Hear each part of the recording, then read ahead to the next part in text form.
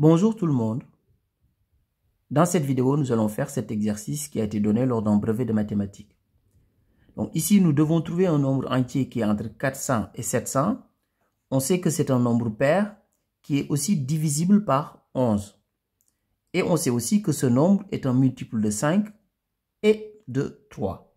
Donc ici, je vous propose de donner la liste de tous les nombres qui sont des multiples de 11, qui sont entre 400 et 700.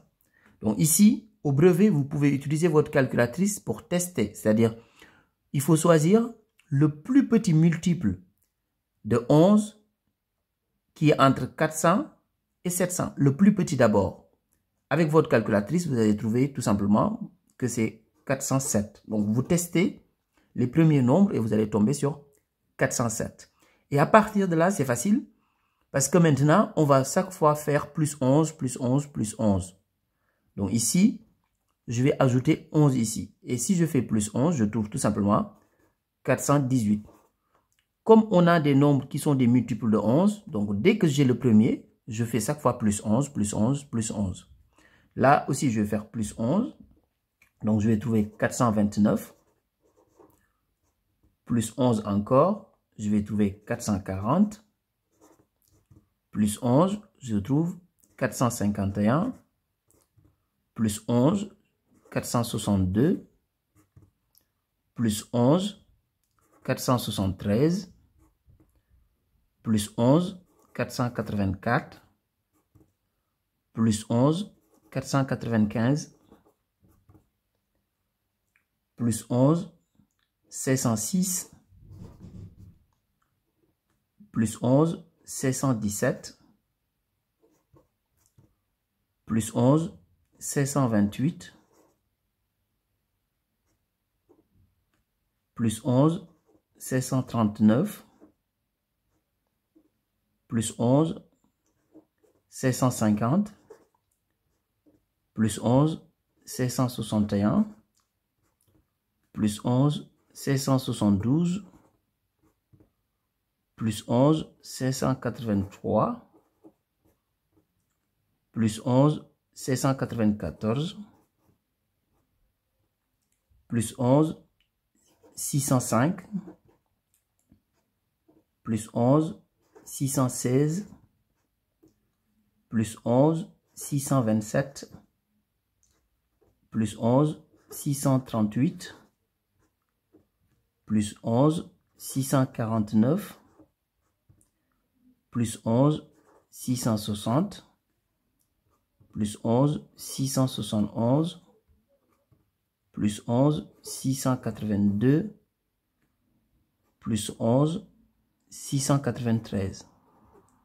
Alors là, j'ai pas besoin d'ajouter 11 parce que si je fais encore plus 11, je vais dépasser 700. Alors que le nombre que je veux trouver, il est entre 400 et 700.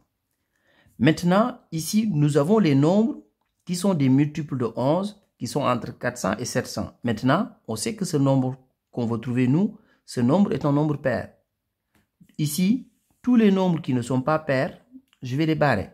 Donc, je vais barrer tous les nombres impairs. Donc, ici, je barre ce nombre-là parce que ce n'est pas notre résultat. De la même manière, je barre celui-là aussi, ainsi de suite. Donc, je barre tous les nombres impairs.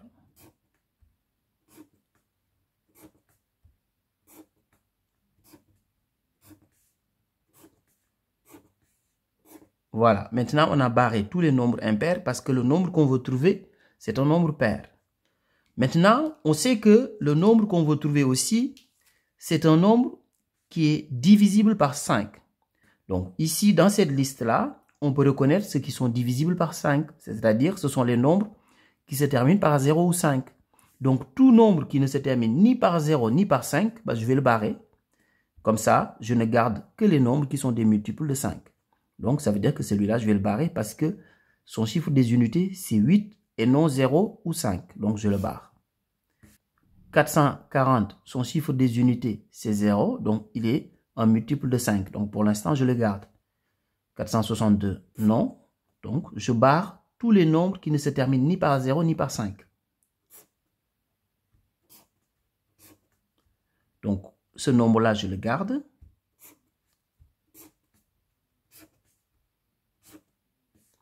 Celui-là aussi, je le garde et je barre celui-là. Maintenant, il me reste 3 nombres. Et parmi ces 3 nombres, je dois garder maintenant celui qui est divisible par 3. Donc, il me reste 440, 750 et 660. Parmi ces 3 nombres, je dois garder que celui qui est divisible par 3. Je vais appliquer tout simplement les critères de divisibilité par 3. Par exemple, si je veux savoir si ce nombre-là est divisible par 3, ben je fais tout simplement la somme des chiffres. Donc 440, je fais la somme de ces chiffres et je trouve 8. 8 n'est pas un multiple de 3, donc 440 non plus. Donc je le barre. Je fais la même chose avec 750. Je fais la somme des chiffres, je trouve 10. 10 n'est pas un multiple de 3, donc je le barre. Finalement, il ne me reste que celui-là. Mais je vais vérifier quand même. Si je fais 6 plus 0, je trouve 12. 12 est bien un multiple de 3, donc le nombre que je cherche, c'est 660. Au revoir.